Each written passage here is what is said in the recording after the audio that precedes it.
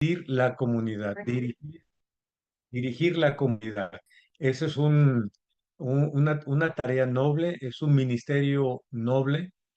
Hace, cuando yo era niño, hace algunos ayeres, yo tengo tres hermanos, yo soy el mayor de los cuatro. Y mi papá un día nos preguntó, oigan, ¿a qué se quieren dedicar o qué piensan para cuando sean grandes? Uno de mis hermanos le dijo, pues yo quiero ser abogado, otro le dijo, pues yo quiero ser, este, no recuerdo la profesión que le dijo, mi hermano más chico le dijo otra cosa, y yo quiero ser pastor. Y mi papá un poco sorprendido, pero también con el gusto de haberle dicho que yo tenía el llamado, sentía la inquietud de ser pastor, me dijo, pues felicidades, es una profesión la más noble a la que tú puedes aspirar, pero también es una profesión difícil. Es una profesión llena de desafíos, llena de cargas, pero en la cual Dios te ha de fortalecer y te ha de acompañar. Así que también el apóstol Pablo le dice a Timoteo, aquel que anhela obispado, aquel que anhela presidir una comunidad, a un buen trabajo aspira. O como lo dice en la Biblia al día, se ha dicho que el hombre que aspira a dirigir una iglesia, que aspira a pastorear una iglesia, que aspira a un cargo de liderazgo, parafraseando un poquito y aplicándolo al cargo que seguramente algunos de ustedes desempeñan en la iglesia, si alguno aspira a dirigir un grupo, una sociedad, un departamento, tiene una aspiración noble. Y en esta versión enfatiza, es cierto. ¿Verdad? No hay tarea más noble, no hay tarea más bendecida que poder servir a nuestro Dios. Él es nuestro jefe, Él es nuestro Señor, Él es el que nos ordena. No es como los jefes seculares, no es alguien que anda detrás de nosotros con un látigo, ¿no? Esperando a ver en qué nos equivocamos para castigarnos.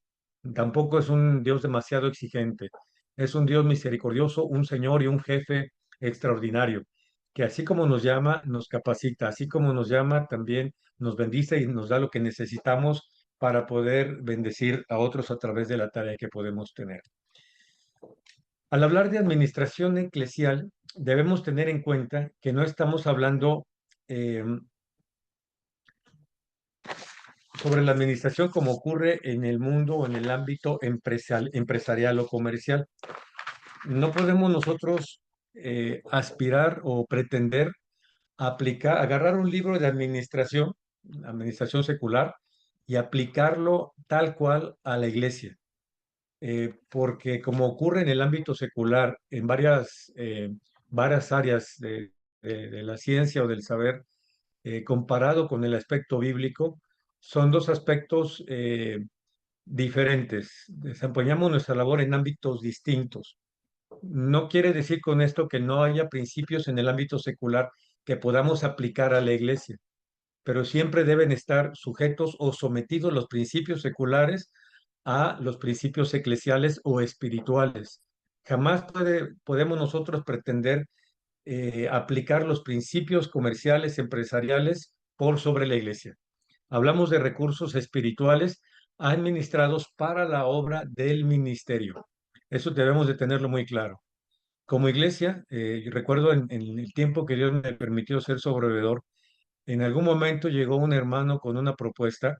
Él trabajaba, seguramente ustedes han escuchado la gestión ISO 9000, que era todo un proceso en el cual, a través de diferentes pasos que se aplicaba a las empresas, con tal de tener una gestión de excelencia para lograr la productividad que se pretendía en el ámbito empresarial y comercial. Y el hermano llegó con toda la buena intención de ofrecerlo a la Administración Nacional y decir, hermanos, yo les ofrezco que estos mismos principios, adaptarlos y aplicarlos a la iglesia. Pero en algunos momentos cometimos el error de priorizar esas estrategias, esos procesos, esos principios, someter los recursos de la iglesia, la administración de la iglesia, someterlos a esos principios. Y terminamos metiéndonos en una camisa de fuerza, en donde los parámetros que se ponían era calificar los más mínimos detalles de la labor eclesial y pastoral, evaluarlos, hacer correcciones, etcétera, pero en algún momento los pastores nos sentimos como perseguidos, como estrangulados, como encajonados, y que si no lo hacíamos como decía el manual que nos compartieron, pues estábamos fallando. Entonces había mucha tensión a la hora de desarrollar nuestro ministerio. Por eso, como les digo, hermanos, sí es bueno tomar algunos principios, pero someterlos a la palabra y al ámbito espiritual y al ámbito de la fe en el cual nosotros nos desenvolvemos. Si discernimos la diferencia entre lo secular y lo comercial y lo espiritual, seremos entonces buenos mayordomos del Evangelio y el ministerio que Dios nos ha dado. Entonces estaremos colaborando con Dios para lograr sus propósitos. Y esto es otro de los principios que debemos de tener presentes. La administración eclesial busca lograr los propósitos de Dios. No debemos confundir, hermanos, la iglesia no es como iglesia, nuestros objetivos no deben de estar basados en lo material, en construir una iglesia grande, en construir una mega iglesia, materialmente hablando, donde puedan caber 300, 500 o 1000 personas. Muchas veces recibimos la influencia de algunos movimientos carismáticos, seguramente ustedes los han visto, muchos de ellos se transmiten por los diferentes medios y redes sociales, y donde vemos iglesias con auditorios tipo estadio, tipo mega auditorios con 5000 o 10000 personas, y a veces nos dejamos deslumbrar por eso y decimos, ese debe ser nuestro propósito, edificar un templo, empezar a hacer proselitismo, empezar a invitar a la gente y a acondicionar de tal manera que la gente se sienta cómoda, que se sienta a gusto, desde los asientos, las butacas, hasta el escenario, la música, las luces, para que se atraiga, sea atractiva nuestra iglesia para la gente y así podamos crecer y alcanzar las dimensiones que si queremos nosotros que debe tener la iglesia. No, aquí la administración eclesial está sometida al propósito de Dios. Y el propósito de Dios es muy claro, hermanos. La misión que Jesús nos dejó y que está descrita en Mateo capítulo 28, 19 y 20 es ir por todo el mundo y hacer discípulos. Ir y hacer discípulos a todas las naciones. Y el mismo Señor Jesucristo nos lo dice en su palabra, enseñándoles, dice en Mateo 28, 19, 20, perdón, enseñándoles que guarden todas las cosas que os he mandado, y he aquí yo estoy con vosotros todos los días hasta el fin del mundo. Entonces debemos tener muy claro eso, cuál es el propósito de Dios, y nuestra administración debe estar sujeta, sometida a cumplir ese propósito, a ser discípulos. Si para cumplir el propósito de hacer discípulos, Dios nos pide o nos pone la visión de tener una iglesia muy grande, o que vamos a hacerlo, pero sin perder de vista que lo más importante es la gente. Jesús no ocupó de un templo, Jesús iba a la sinagoga, pero él no estableció ni siquiera una sinagoga, no estableció ni siquiera una religión. Él predicaba a donde estaba, en el campo, encima de una barca, en la playa, en una casa, en la colina, en el llano, donde Jesús estuviera, hablaba del reino de Dios. No necesitó de cosas materiales, de un edificio. También llegó a ir al templo, ¿verdad? Pero más que para predicar, para confrontar a los líderes, escribas, sacerdotes y fariseos, ¿verdad? Pero Jesús no se condicionó ni al lugar, ni al espacio, ni a lo material para hacer discípulos.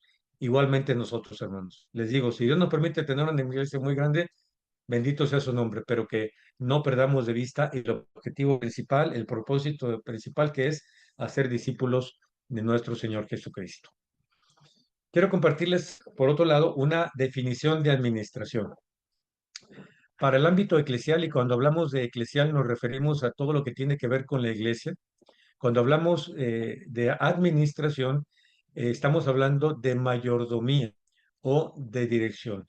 Como les dije al principio, no confundamos que al hablar de administración lo relacionemos mentalmente con lo secular, con las empresas, con los comercios.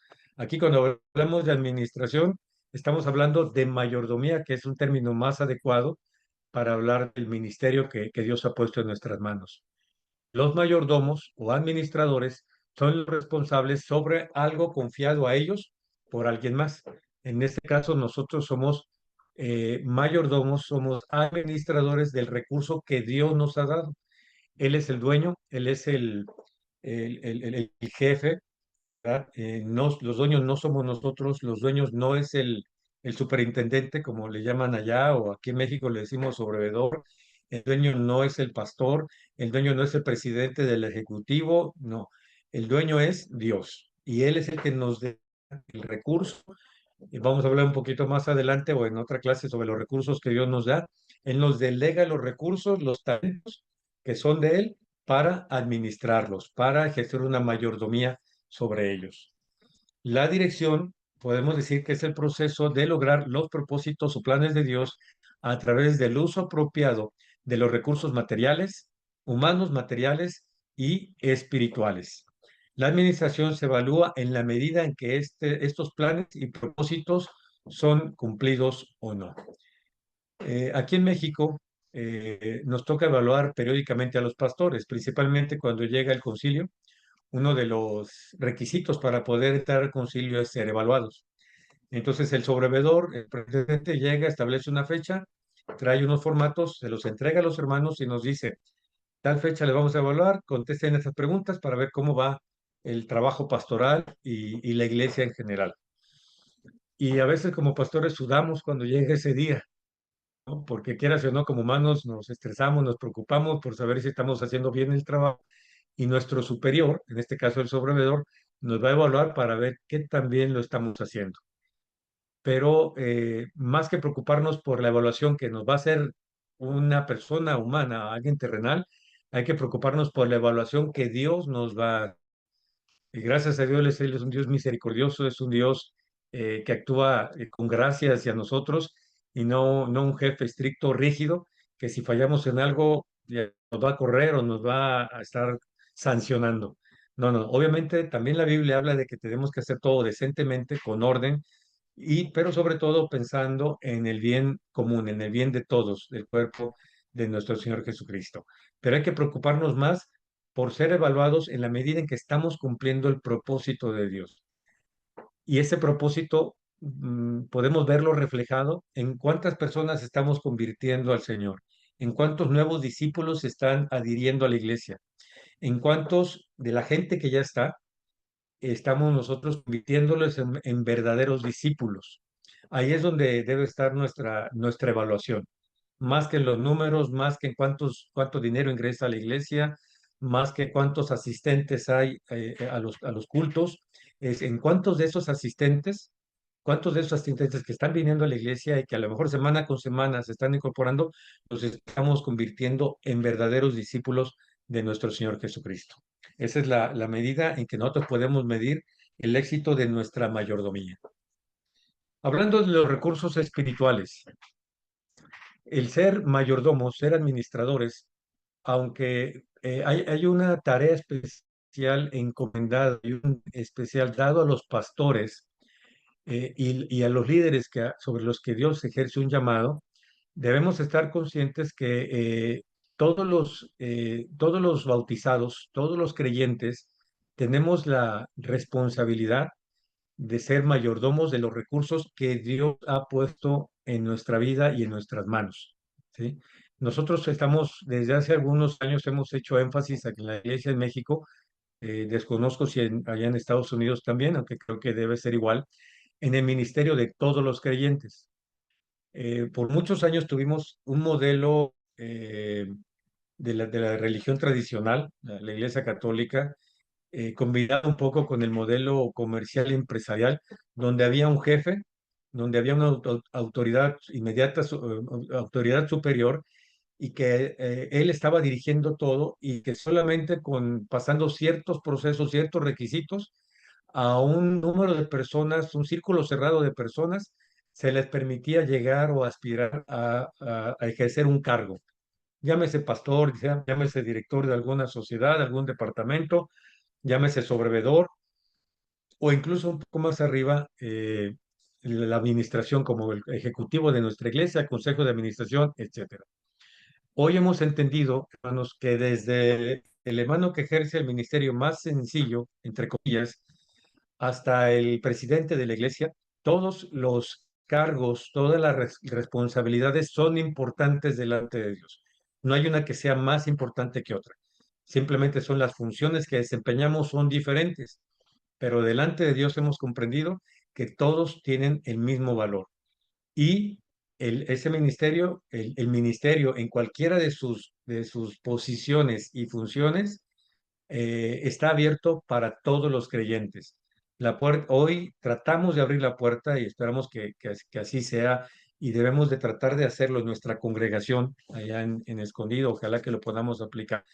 Que la puerta esté abierta para aquel en el que Dios pone llamado y no poner una serie de candados o una serie de requisitos, decir, ah, pues está muy joven, ¿no? ¿Él qué me va a enseñar? Ah, pues él no es preparado porque nada más estudió primaria, secundaria o no se ha preparado. ¿Qué va a enseñarme a mí? No, hermanos.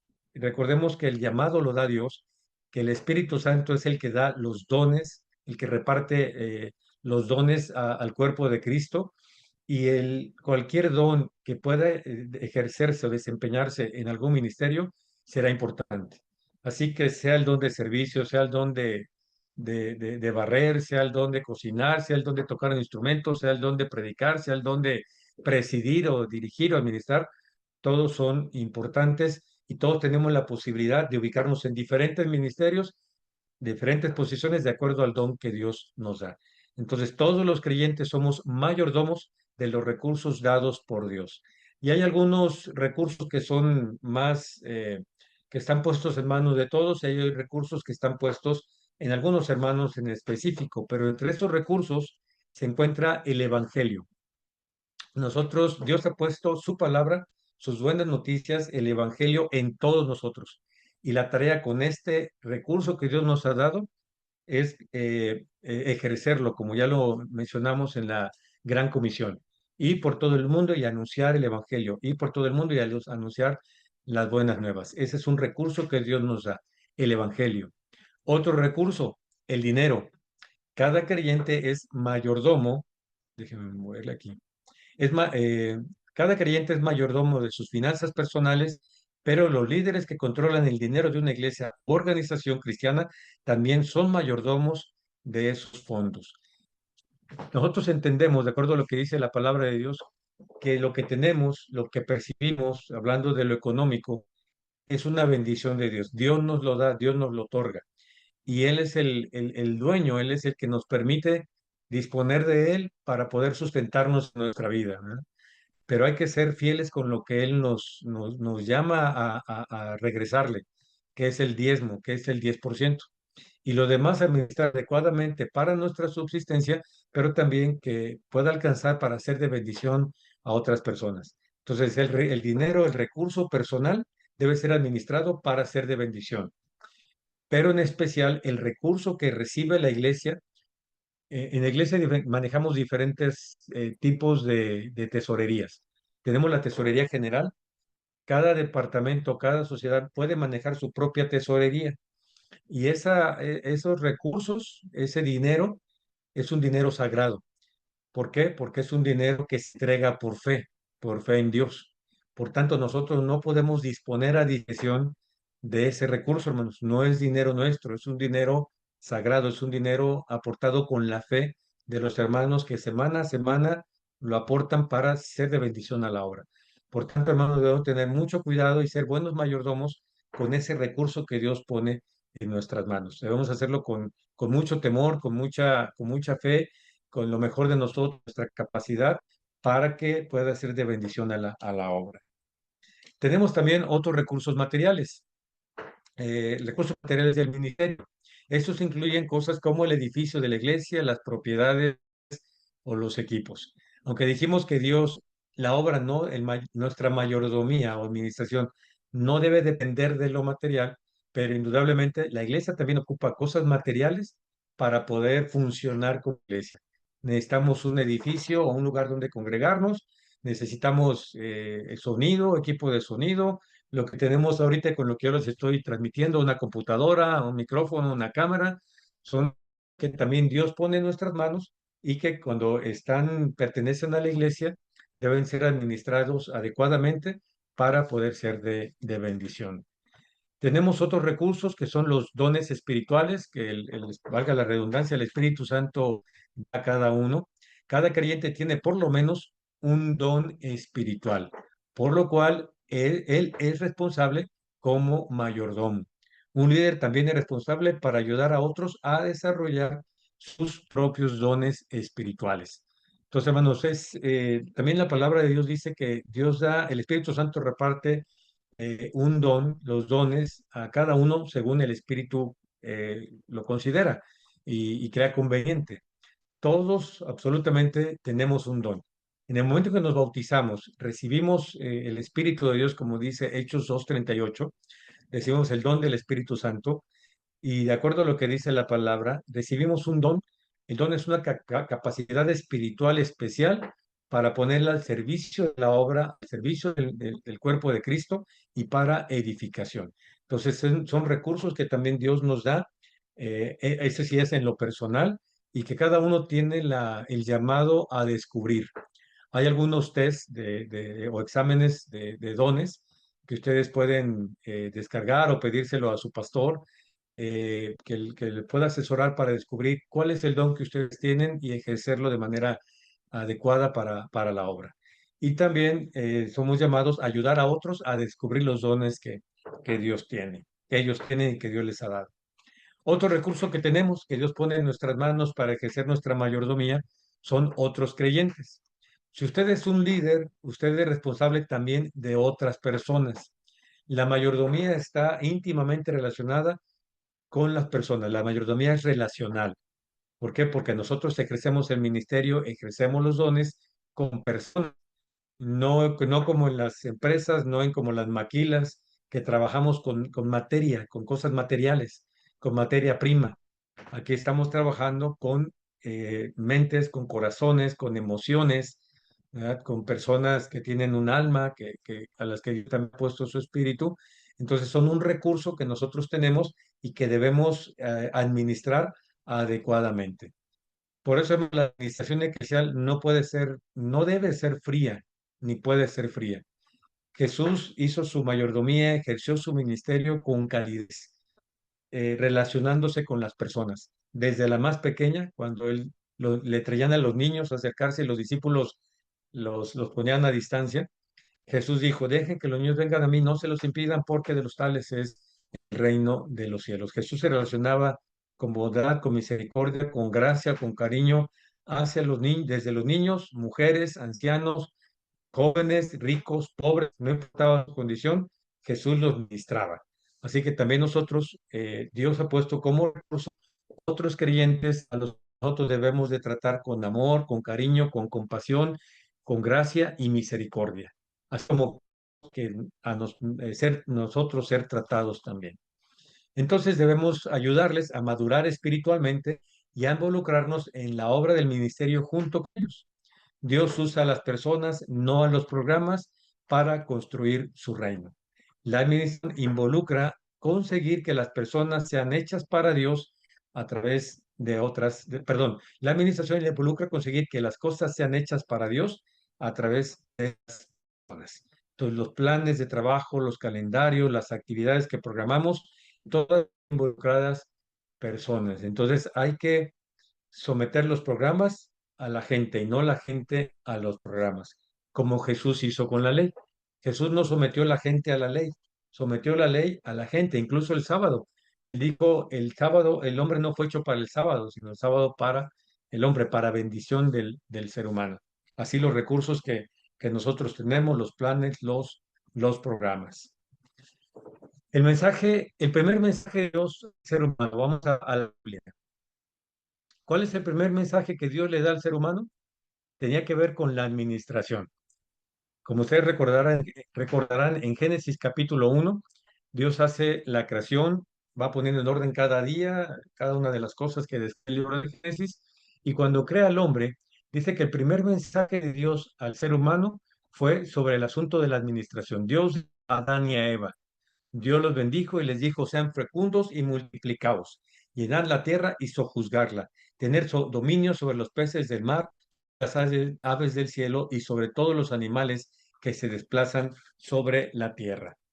este pasaje nos deja enseñanza tres tareas importantes para los administradores. Número uno, aumentar al máximo los recursos por medio de multiplicar para lograr el propósito y los planes de Dios. Número dos, minimizar el desorden cuando Dios le dice a Adán sojuzgar. Y número tres, mantener orden por medio del dominio o de gobernar. Entonces, en este pasaje podemos ver, Dios pone al ser humano como mayordomo de la creación, como administrador de los recursos, que en este caso, si en la creación, pone en sus manos para hacer que fructifique, para mantener, para evitar el desorden y para mantener un orden en la creación. Un orden que Dios estableció un balance en toda la creación absoluta. Lo podemos ver en la naturaleza, todo el orden que guarda, ¿verdad? Y que si el orden si entra el desorden y algo se desequilibra, todo se vuelve un caos, como al principio describe ese capítulo 1, verso 1. Entonces, el primer mensaje de Dios para el hombre es,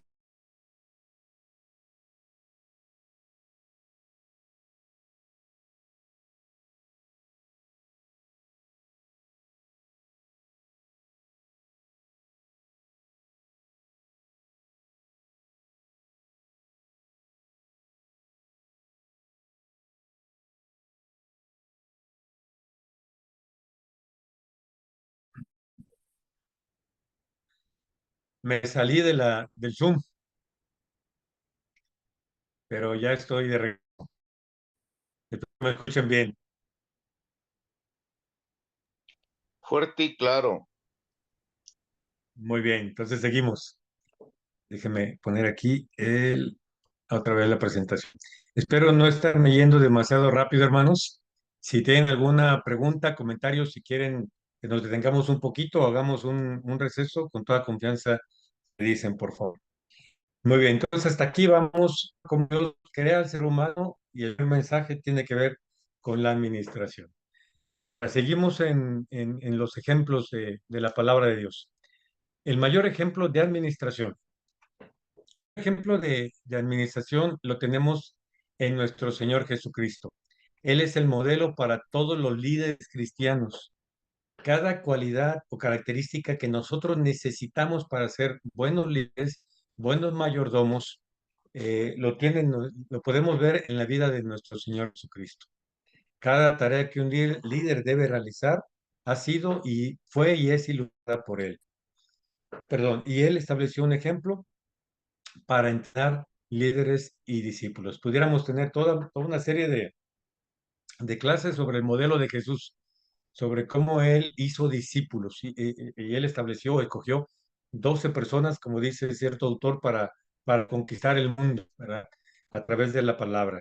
Solo trabajando con 12 personas a las cuales les dio la tarea también de multiplicarse y de extender el reino de Dios aquí en pero él es el mejor ejemplo que nosotros podemos tener sobre el liderazgo. Y el requisito principal que tuvo nuestro Señor Jesucristo y quiere que nosotros tengamos, y quiero tomar uno de esos requisitos o cualidades que el Señor Jesucristo tuvo.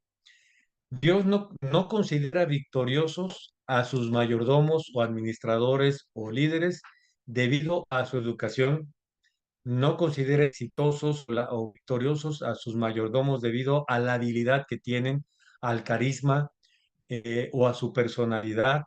Ellos tienen éxito en base a su fidelidad.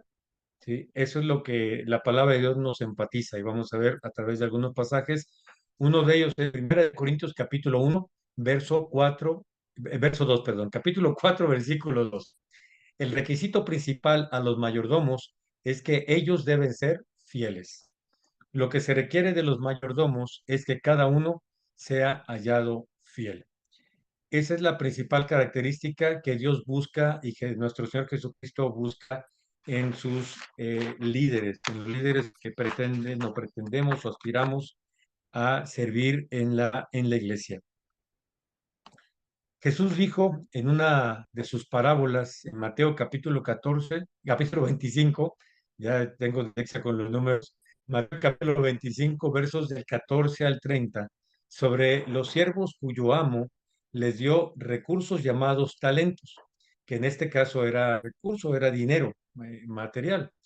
Ellos recibieron instrucciones para ser buenos mayordomos y usar los fondos sabiamente, usar los fondos con sabiduría. Este amo, este señor que se va lejos, a una tierra lejana, dice la parábola, confía en sus siervos. Había diferentes clases de siervos, ¿no? Diferentes, eh, de acuerdo a la preparación, a la capacidad que ellos tenían. Algunos se les destinaba a la educación de los pequeños, de los hijos en el hogar. A ellos se les conocía como ayos. Otros eran muy buenos para trabajar, para el trabajo pesado y se les enviaba al campo.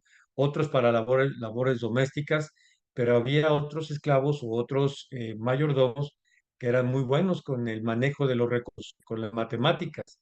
Entonces a ellos se les delegaba la tarea de administrar los bienes. Cuando una persona delegaba los bienes en su mayordomo, era una señal de confianza, era una señal eh, de una confianza segura porque sabía que la persona sobre la que se estaba poniendo el recurso iba a emplearlos adecuadamente. Entonces, este hombre tenía tres de esos siervos y les deja una gran cantidad de recursos. A uno le deja 10 talentos, 5 talentos, a otros talentos, y al que menor capacidad tenía, le da un talento. Una lección que nos da este reparto de los talentos en la parábola es que Dios conoce nuestra capacidad. Dios no nos va a dar una tarea más grande o más difícil de la que sabe que nosotros podemos desempeñar. El ministerio y la administración, la mayordomía es progresiva. Cuando alguien está convertido, cuando se dice por ahí, está en su primer amor, entra con muchas ganas, empieza a desarrollar una capacidad y se le dan tareas de acuerdo a su capacidad, de acuerdo a la experiencia que va teniendo. No podemos, alguien que está recién convertido, ponerlo a dar un sermón, a un culto en la tarde, ¿verdad? No, pero a lo mejor puede desempeñar otras áreas del ministerio.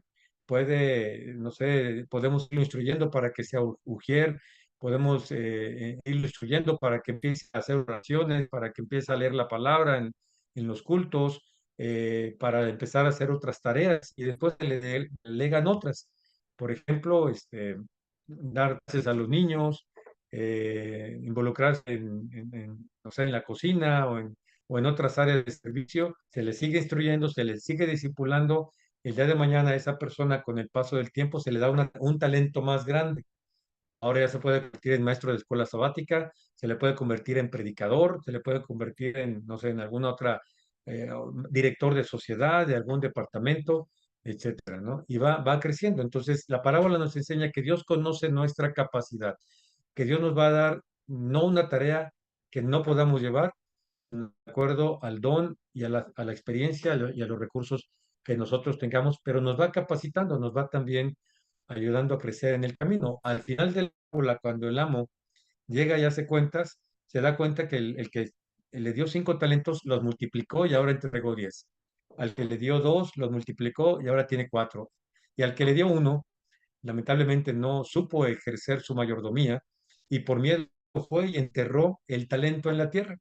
Y el amo se disgusta enormemente, le dice, oye, por lo menos hubieras llevado mi talento al banco para que rindiera, para que ganara intereses, y al venir yo cobrar mi talento más los intereses, pero lo escondiste en tierra, no ganó nada y aparte de eso, lo pusiste en riesgo, ¿no? Pudiste haberlo perdido, ¿no? Así es que a este mayordomo infiel le quita el talento que tiene y se lo da al que tiene más, ¿no? Le da una mayor responsabilidad porque ya está preparado, ya creció, ya demostró que es fiel, entonces le da un recurso mayor, le da una responsabilidad más grande todavía.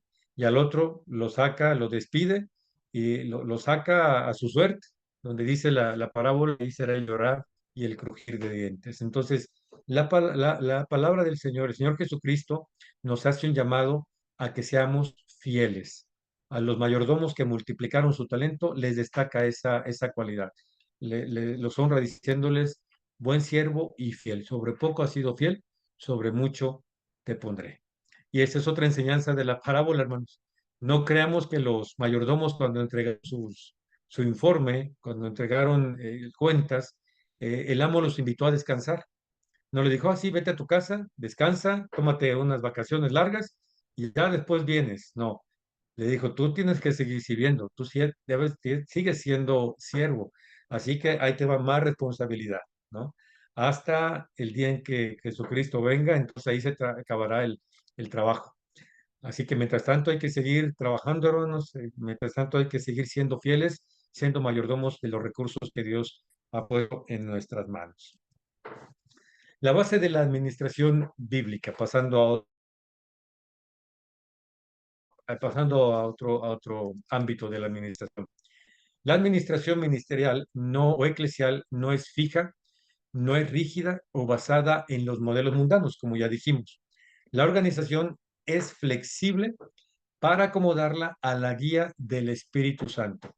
La administración eclesial existe con el propósito de lograr, valga la redundancia, los propósitos y planes dados por Dios, no para crear una sociedad rígida, ni siquiera una estructura institucional.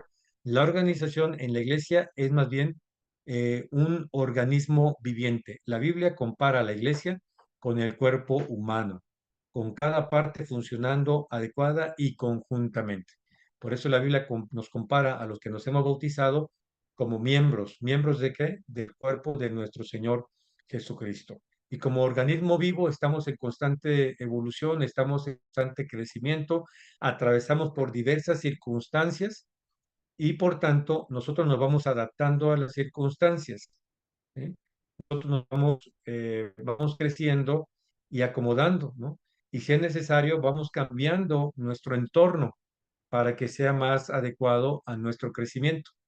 Así la iglesia, como cuerpo de Cristo, no podemos nosotros, como dije hace rato cuando puse el ejemplo del ISO 9000, del sistema de administración secular que tratamos de aplicar en la iglesia, no podemos nosotros encajonarnos o ponernos una camisa de fuerza y decir, así vamos a funcionar y la iglesia tiene que amoldarse a este modelo que estamos presentando. No, nosotros debemos de tener una administración y mayordomía flexible que pueda irse adaptando a las necesidades, al entorno y a la dinámica de la congregación. Hermanos, entonces, cuando nos sentemos a hacer nuestros planes de trabajo, pongamos o prioricemos al ser humano, ¿sí? No los logros materiales, no los logros económicos. Lo material y lo económico es un medio para alcanzar el fin. El fin es hacer discípulos de Cristo Jesús, hermanos, y no al revés. No somos discípulos para poder tener más recursos, no somos discípulos para tener más cosas materiales. Tenemos cosas materiales para hacer más discípulos. Entonces debemos de priorizar lo espiritual, la comunión, la edificación, el servicio, la adoración, que son parte de la misión integral que en México hemos tenido durante muchos años, ¿no? Muy bien. Entonces, espero que vaya siendo claro hasta aquí, hermanos. Si hay alguna pregunta, algún comentario, si no, ahorita al final nuestro hermano Gabriel nos dará la instrucción. Pero quiero ir terminando con esto. La base perdón, esto ya lo compartimos. Más allá entonces de la elección o asignación de algún cargo o tarea por parte del liderazgo de nuestra institución religiosa, de nuestra iglesia local, es importante estar conscientes de que como siervos de Dios, como mayordomos de Dios y la iglesia como la encargada de llevar a cabo la gran comisión, debemos estar conscientes de que más que elegidos, más que asignados, más que votados en la hora de la elección de las directivas, somos llamados, ¿sí? Y lo estoy poniendo con mayúscula. Somos llamados y equipados por Dios, no por el pastor, no por el líder, no por el director. El llamamiento nosotros debemos de estar conscientes que viene de parte de Dios, ¿sí? Y somos llamados para la obra de su reino. Quiero poner varios ejemplos. Juan capítulo 15, verso 16. Jesús nos dice, no me elegisteis vosotros a mí, sino que yo os elegí a vosotros y os he puesto para que vayáis y llevéis fruto y vuestro fruto permanezca. En segunda de Pedro, capítulo 1, versículo 10, nos dice la palabra del Señor. Por eso, hermanos, ya que Dios los ha llamado y los ha escogido, procuren que esta convicción arraigue en ustedes, pues haciéndolo así, nunca caerán. Un líder que está consciente de que su responsabilidad, su mayordomía, el encargo que tiene para hacer tarea de administración es porque Dios lo ha llamado, porque Dios lo ha escogido y le ha dado esta bendición, puede estar consciente de que aún con sus limitaciones, aún con sus errores, con su imperfección, incluso con su pecado, Dios tiene misericordia de él y le da la oportunidad de servir. Le da su Espíritu Santo, le da los recursos, le da dones y la oportunidad para ir creciendo en el camino de su servicio para la expansión de su reino. Moisés no fue un líder perfecto. Incluso él dice que no sabía hablar, le daba miedo, le temblaban las piernas para irse a presentar ante el faraón. Y Dios le dice, no te preocupes, ¿no? A ti te he escogido, a ti te he llamado, te voy a poner una ayuda que iba a ser Aarón, y él cuando sea necesario va a hablar por ti, pero tú eres el que va a dar la cara ante Faraón y vas a dejar ir a mi pueblo. Entonces, aún con miedo, aún con ser tartamudo, aún con su incapacidad, Dios lo utilizó para liberar al pueblo de Israel. Marcos capítulo 16, verso 17. Andando junto al mar de Galilea, vio a Simón y a Andrés, su hermano, hasta hablando de nuestro Señor Jesucristo, que echaban las redes en el mar porque eran pescadores. Y les dijo Jesús, venid en pos de mí y haré que seáis pescadores de hombres. En Marcos capítulo 2, verso 14, y al pasar vio a Leví, hijo de Alfeo, sentado al banco de los tributos públicos y le dijo, sígueme.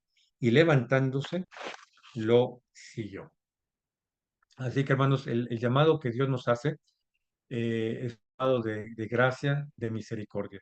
Estos hombres a los que llama Jesús, en el Marcos capítulo 1, verso 16, no eran hombres capacitados, no eran hombres estudiados, no habían cursado cursos especiales con algún rabino, eran pescadores, en los que nuestro Señor Jesucristo puso sus ojos y les dijo, ahora ya no van a pescar peces en el mar, ahora ustedes van a pescar hombres. Dios, Jesús, no escogió a los más capacitados, no eligió a los capacitados, sino capacitó a los elegidos.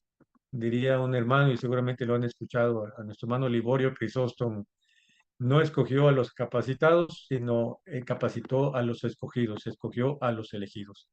Así que, hermanos, muchas felicidades. Si usted está ejerciendo un ministerio en la iglesia, tome en cuenta estos consejos, que no estamos llamados a ejercer una administración como la hace el mundo. Nuestros recursos son espirituales. La administración y el esquema que nosotros podamos elaborar, los planes de trabajo, el calendario de actividades, debe ser basado en los principios espirituales y flexible, priorizando al ser humano, priorizando el convertir a las personas que llegan a nuestro templo en discípulos. ¿Cómo lo vamos a hacer? Con amor, con misericordia, con acompañamiento, con solidaridad, poniéndonos en sus zapatos, ¿verdad? Esa es la mejor estrategia que nosotros podemos tener. Lo hizo nuestro Señor Jesucristo. Él no capacitó a los discípulos o a los apóstoles en en un mesabanco, ¿no? En un aula. Los capacitó en el campo, bien, permitiendo que vieran cómo él ejercía su ministerio. Muy bien, hermano, pues hasta aquí vamos a dejar en esta primera clase. Le voy a hacerle llegar a nuestro hermano Gabriel la diapositiva para que ustedes las puedan ver si lo desea, ir repasando los principios que vimos en en esta primera clase.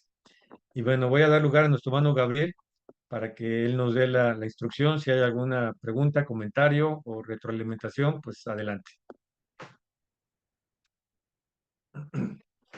Muchas gracias, Álvaro. Pues en lo personal, a mí me gusta mucho sobre todo la parte que decías en la última parte de tu exposición, que debemos tomar el llamado como un llamado que viene personalmente de Dios. Y yo, en lo personal, creo que es la manera más eh, buena y la manera más saludable de tomarlo, el llamado directamente de parte de Dios, porque si lo vemos como un llamado del ser humano, puede cansar, puede causar presión, podemos sentirnos que no tenemos las capacidades, los recursos, pero cuando entendemos que es un llamado de parte de Dios, también sabemos que es Dios quien nos respalda y sabemos que es Dios quien viene con nosotros. Y se me hizo muy importante esto que nos compartiste, Álvaro. Y me gustaría abrir el micrófono para los hermanos, si tienen algún comentario. No, nomás que ver. Pasamos, hermano. A Ah, usted, hermano. tengo un comentario o pregunta o duda. Al Adelante. principio de lo que de esta clase usted comentó que Jesús no, ah, no fundó una iglesia, no creó una doctrina, sí, tampoco se incrustó mucho en la sinagoga. Actualmente, esta es una de las cosas que como líderes vamos a tener que batallar. Muchos están diciendo, me va lejos de la iglesia porque no es necesario ir a la iglesia, porque Dios está en todos lugares. Muchos dicen, ahorita nos están diciendo, mejor hay que vivir la vida, hay que disfrutar la vida al máximo, porque eso es lo que Dios nos manda a hacer. ¿Cómo podemos nosotros como líderes enfocar a esto? Porque hay una alta deserción en la iglesia. Muchos están yendo con eso. Están diciendo, no, no es necesario, yo tengo a Cristo en mi corazón y ya con eso basta. ¿Cómo podemos enfrentar esto? Sí, bueno, gracias por su participación.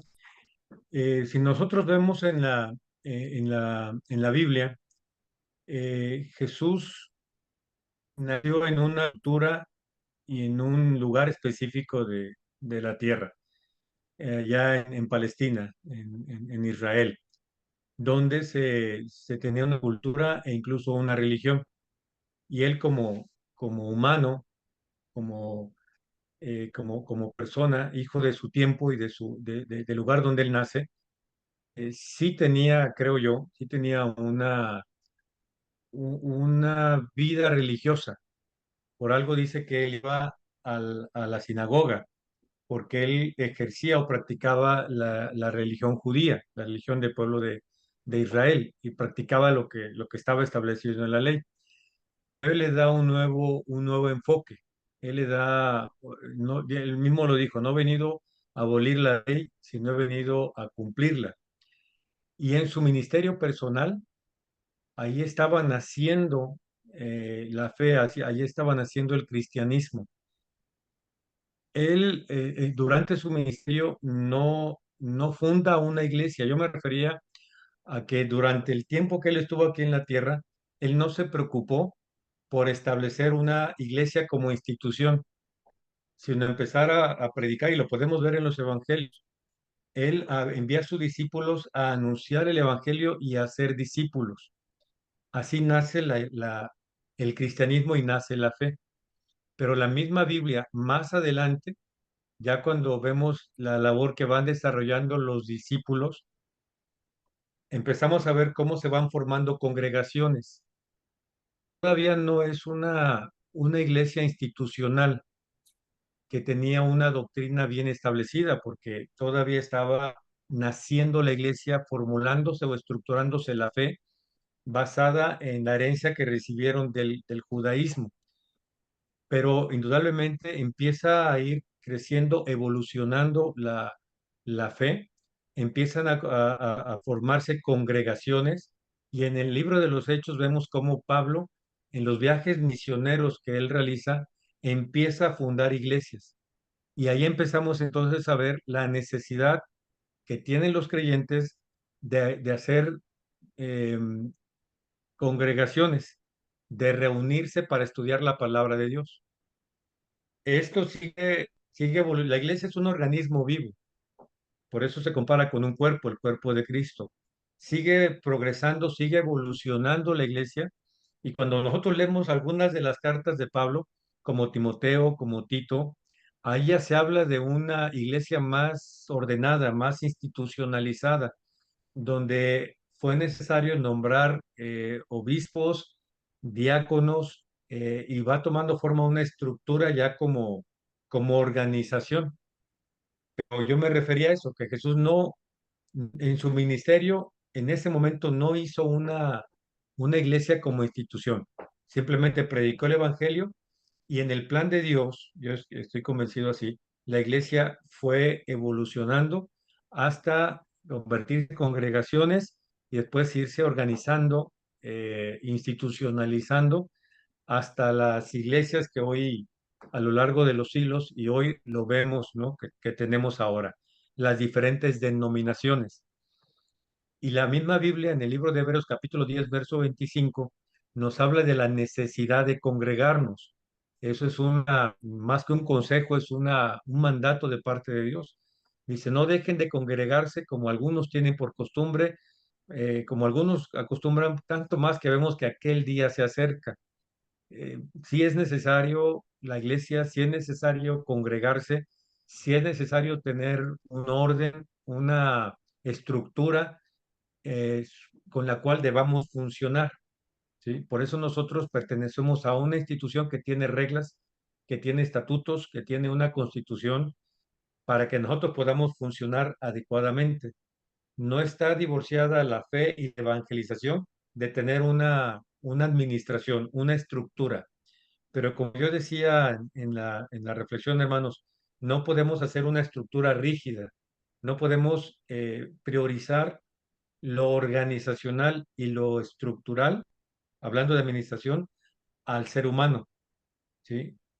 Tanto los programas, los planes, la estructura, la doctrina, debe sujetarse al servicio y a la edificación y al hacer discípulos de las personas, ¿sí? Espero no ser muy confuso ni causar mucha controversia con eso, pero sí, en la Biblia vemos cómo la iglesia el cristianismo fue evolucionando, fue organizándose en congregaciones y fue incluso institucionalizándose al grado de establecer diáconos, obreros, obispos, presbíteros, etcétera, ¿no?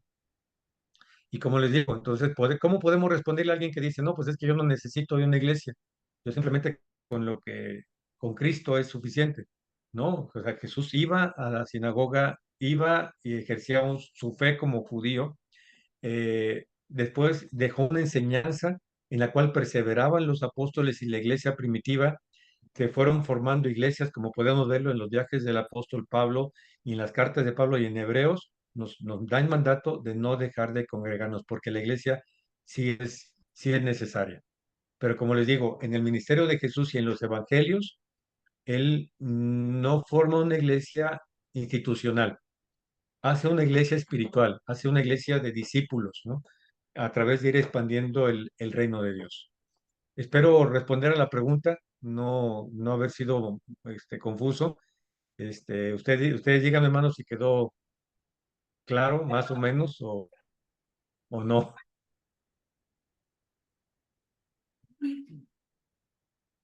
Bueno, pues no sé si alguien tenga algún otro comentario. En lo personal, eh, la parte con la que comenzaste, Álvaro, de cómo como líderes, ¿verdad? Una de las cosas que debemos de tener es la fidelidad. Eso es algo muy importante, la fidelidad. Y yo creo que como líderes es importante mentalizarnos de esta manera, que debemos de ser muy fieles a lo que Dios lo que Dios ha puesto en nuestras manos, ¿no? Hay un pensamiento que me gusta mucho que dice que hay hombres que luchan un día y son buenos, hay hombres que luchan, dice, un mes y son mejores, pero hay unos que luchan toda la vida y esos son los imprescindibles. Y yo creo que a eso estamos llamados como líderes. ¿Alguien más? Así es. ¿Un comentario, suero? Sí, ya está. Venga para acá, suero. Caray. Aquí viene mi suero. Muy bien, hermano Felipe. Hermano, gusto de verlo nuevamente. Gracias, igualmente, hermano. Hacía rato que no lo miraba, muy interesante la clase. Y esto último que dio, muy bueno para poder usarlo, exactamente como el hermano decía. Así que estoy contento de haber estado en esta primera clase. Te lo agradezco y le doy gracias a Dios, hermano. Gracias, muchas gracias, hermano, y mucho gusto saludarlo.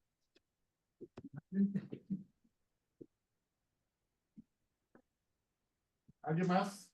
No, No, falta ahí. echando la cámara. Pasa voz.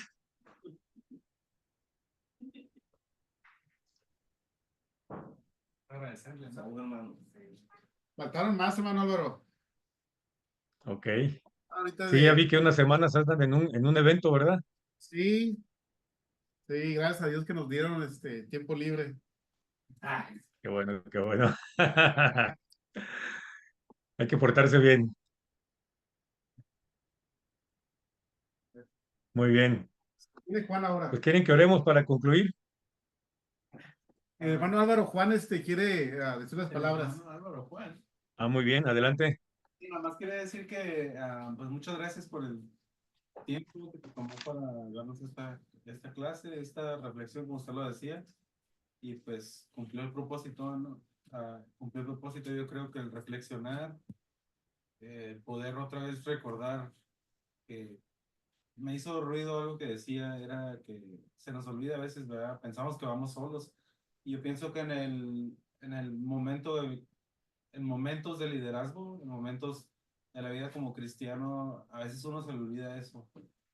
Uno se siente solo, se siente que, pues, no sé, en momentos de debilidad, ¿no? Pero es bueno recordar que Dios nos acompaña y que igual hay momentos así, de esta clase de dificultad, pero Dios nos acompaña y seguirnos preparando, ¿no? Y pues gracias le doy por la reflexión y pues, saludos.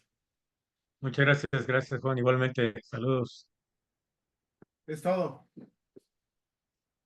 Muy bien. Sí, hermanos, y pues que Dios nos ayude.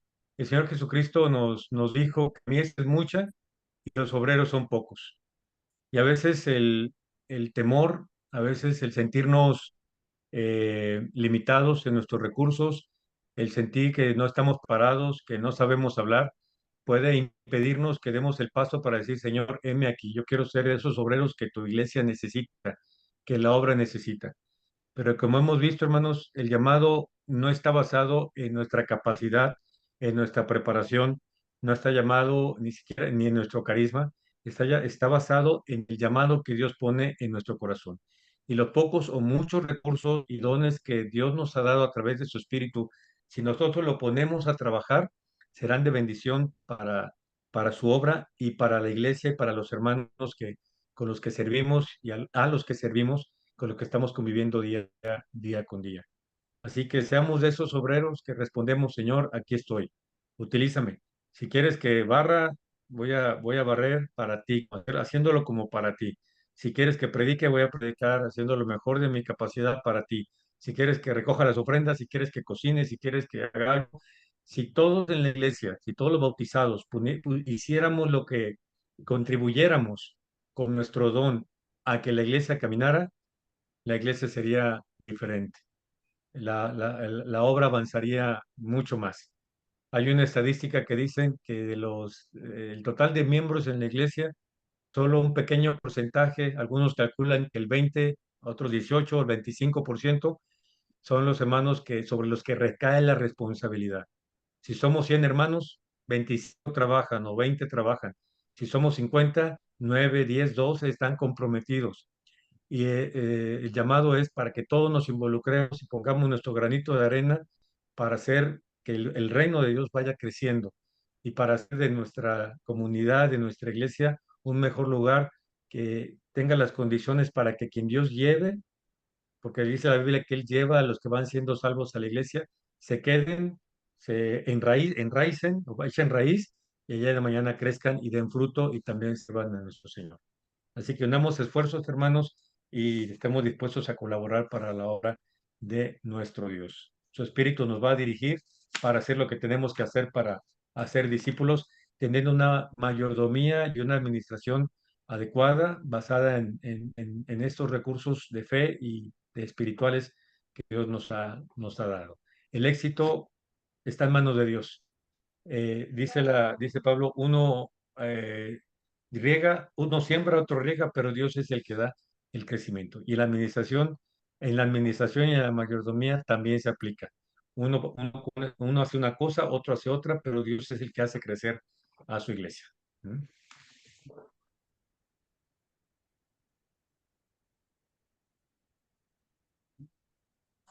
Listo, don Álvaro. Oramos entonces. Sí es. Bueno, pues voy a orar, si me permiten. Padre Celestial, te doy muchas gracias porque me permites el privilegio y la bendición de compartir esta clase con mis hermanos en Escondido. Una iglesia, Señor, hermana, a la que apreciamos, con la que tenemos lazos especiales de amor y de amistad, Señor, y sobre todo en la fe que compartimos de tu Hijo Jesucristo. Ayúdanos, Señor, a ser buenos mayordomos de los recursos que tú has puesto en nuestras manos, tanto en lo personal y como iglesia. Ayúdanos, Señor, a asumir el llamado que tú pones en nuestro corazón y que con los dones que tú has repartido a cada uno, de acuerdo a tu Espíritu Santo, nosotros no lo vayamos a esconder, que no por temor vayamos y lo pongamos a un lado, sino que lo ejerzamos a través de ministerios que bendigan a tu iglesia. Sabemos que tú eres el que va a multiplicar. Sabemos que tú eres el que hará que fructifique ese ministerio, esos dones, Señor. Que mañana, cuando nos presentemos delante de ti a rendir cuentas, si nos diste 5 talentos, podamos entregarte 10. Si nos diste 2 talentos, podamos entregarte 4. Si nos diste 1, podamos entregarte 2. Todo para tu honra y tu gloria. Bendice a mis hermanos, líderes y miembros de la iglesia en Escondido, que permítenos tener una bendecida semana, que podamos contar con tu compañía, con tu bendición nueva cada mañana y que el sábado puedan volver a congregarse en el templo para alabar y bendecir tu nombre y el domingo nos permita volver a encontrarnos por este medio. Te damos gracias y te bendecimos en Cristo Jesús, nuestro Salvador. Amén. Pues gracias, Gabriel, por la invitación. Gracias, hermanos, por la atención. Alvarito, muchas gracias. Estamos en contacto. Igualmente, primero Dios les bendiga y te mando las diapositivas. Por favor, gracias. Paso a los otros hermanos. Dios les bendiga. Buenas noches. Buenas noches, gracias, hermana.